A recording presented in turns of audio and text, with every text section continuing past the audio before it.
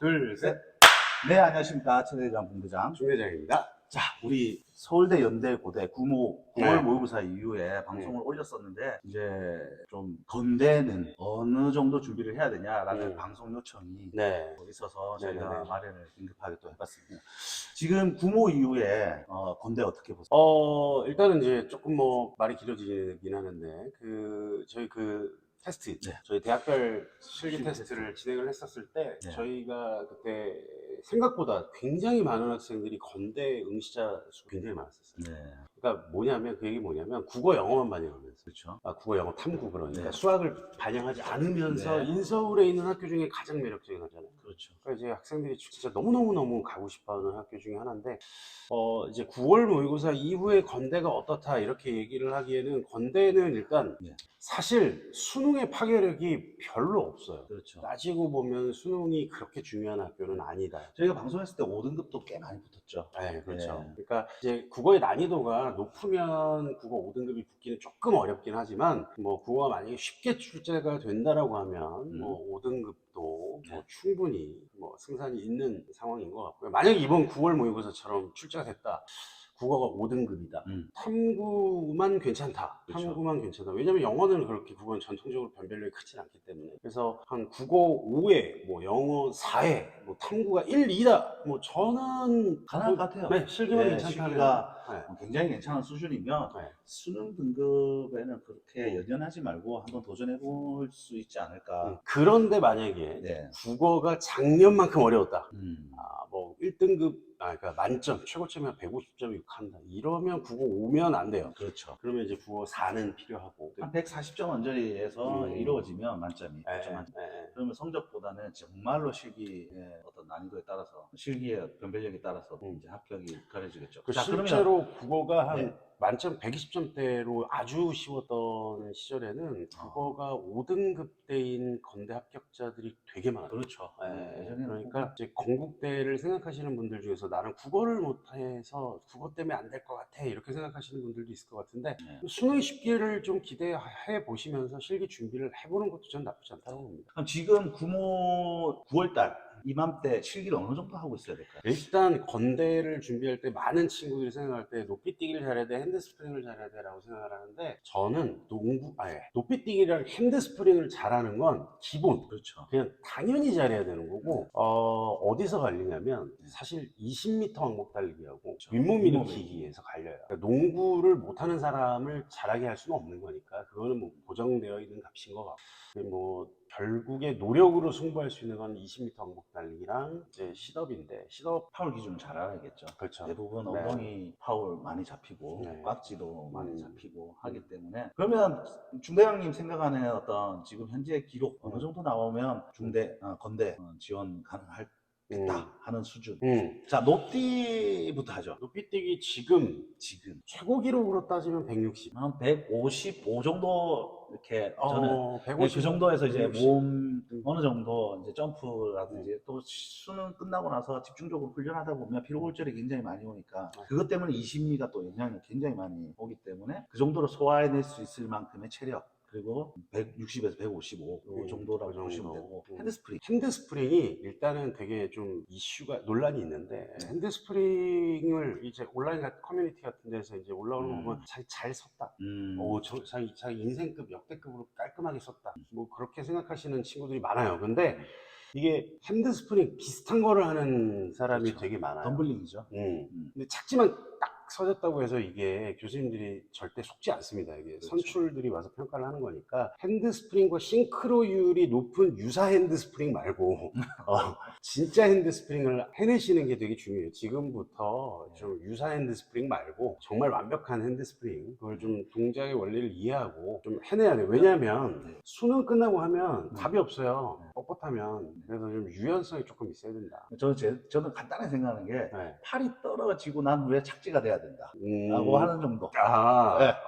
팔다리가 같이 꾸역꾸역 붙어지면 붙어서 착지가 돼서 일어나면 핸드스프링이 아니다. 그렇죠. 그래서 그 정도 어느 정도 점프가 완벽히 이루어진 그렇죠. 그런 정도의 지금 현재도 그 정도는 나와야 되지 않을까. 핸드스프링은 진짜 중요해요. 네, 수능 끝나고 나서 핸드스프링 한다고 하다 보면 허리 나가고 무릎 나가고 다 이제 힘들어서 나는 그렇죠. 다군에도 치명적인 영향을 미칩니다. 일단 뒷벅지가 나가면 우리 햄스트링이라고 하는 이제 뒷벅지에 있는 근육이 파손이 되면 파열이 되면 일단 다른 운동 자체가 다 불가능해지기 때문에 건국대를 준비하는 친구들에게 지금 가장 중요한 핵심적인 종목은 핸드스프링이에요. 핸드스프링과 높이뛰기가 어느 정도 성취가 있어야지만 가능한 거고, 그래야 그걸 바탕으로 해서 수능 끝나고 윗몸일으키기 열심히 하고 20m 왕복 달리기 열심히 뛰어서 커버를 하는 거지. 그렇죠. 지금 기초 먼저 해놓고 기능은 나중에 할래 그러면은 답이 없죠. 자, 그럼 농구는 뭐 저를 축구를 가르친다라고 생각하시면 되지 않을까. 네. 영상 자료 참고 자료 좀 있어야 될 것 같아요. 아유. 한번 축구 한번 하는 거 영상 찍으시죠. 축구는 뭐 제가 제가 건국대 98 학번으로 건국대 그거는 입학을 제가 농구하는 했었는데 걸 생각하시면 돼요. 저는 농구 못하니까. 저는 그때 축구 멀리차기라는 게 건대에 있었거든요. 멍차기. 근데 최하가 20m였어요. 맞아요. 20m 못 넘겼어요. 툭 차면 되던데. 그러니까 지금 생각해보면 왜 그렇게 못했나 싶긴 한데 당시에도 참 축구를 못했어요. 그러니까 농구는 진짜 너는 일단은 그래도 드리블도 안 되고 하는 친구들은 안 되겠죠. 그래도 이제 레이업이라든지 조금 자연스러운 표정, 자연스럽게는 우리 그 고대 레이업 가르치듯이 그러니까 네. 저는 오히려 건대 레이업을 어떻게 접근을 하냐면 어차피 농구를 잘하게 감칠맛 나게는 못한다. 하지만 저 녀석 되게 열심히 했다. 점프력 되게 좋네. 그렇죠. 근데 농구는 못하지만 열심히 했다. 그래서 약간 동정표를 받을 수 있게 준비를 해라. 그렇죠. 저는 이제 그게 다예요. 그래서 그냥 교과서에 있는 그 최선을 다해서 농구랑 비슷한 걸 하고 와라. 결론적으로 얘기해서 수능 끝나고 좀 열심히 준비해도 될 것 네, 같아요. 그렇죠. 농구는. 농구는 이제 유사 농구를 해야 돼요. 원래 잘하는 사람 아닌 이상은 이제 좀 싱크로율이 높은. 자, 그럼 20미 왕복 몇 초 정도 나오고 있어야 될까요? 20미 왕복은 지금 득출로 얘기하면 조금 너무 이게 스타트에 따른 그렇죠. 그게 너무 스타트 파울이 워낙 심하니까. 심하기 때문에 지금 평가가 안 되니까 네. 자출 기준으로 얘기를 하면 그래도 한 13초 중반, 13초 너무 18 자출이면 자출에서 한 13초 지금쯤 5에서 8. 네, 14초 는 안으로 들어와야 안으로 들어와야겠죠. 그 정도 피지컬이 돼야 나오고 있으면 네. 충분히 가능하지 않을까. 그 지금 건대 붙었던 친구들 제가 생각을 해보면 제자리 멀리뛰기를 3m를 못 뛴 친구가 없었거든요. 그렇죠. 그러니까 이게 건대가 기능 종목이라고 생각을 해서 사람들이 좀 너무 기능만 열심히 하는 경향도 있는데 그게 아니고 높이뛰기를 160을 넘는데 제자리 멀리뛰기를 3m를 못 뛸 리가 없거든요, 사실. 그러니까 좀 기초체력 운동도 되게 열심히 해요. 그렇죠. 열심히 해야죠. 마지막으로 마지막으로 윗몸 어때요? 시덥은 저는 이게 시덥도 재능이다 라고 생각을 하는데, 시덥 우리가 이제 척추 구조상 뭐 요추, 흉추, 경추 뭐 이렇게 나뉘어져 있잖아요. 근데 이게 잘 구부러지는 아이들이 있고, 그 다음에 이제 상체 길이죠. 허리가 좀 길면 좀 불리하다. 그래서 좀 허리가 좀 짧으면서 등이 동그랗게 좀 잘 말리는, 저희 말로 이제 그 곱등이라고 하는데, 좀 그런 등을 가지고 있는 친구들이 매우 유리하고, 일자 허리 굉장히 꼿꼿하신 분들이 있는데, 이런 친구들은 시덥을 안 하는 게 나을 수도 있다. 시덥을 버리고 차라리 국어를 조금 올리고 높이뛰기를 170을 만드는 게 차라리 나을 수도 있다.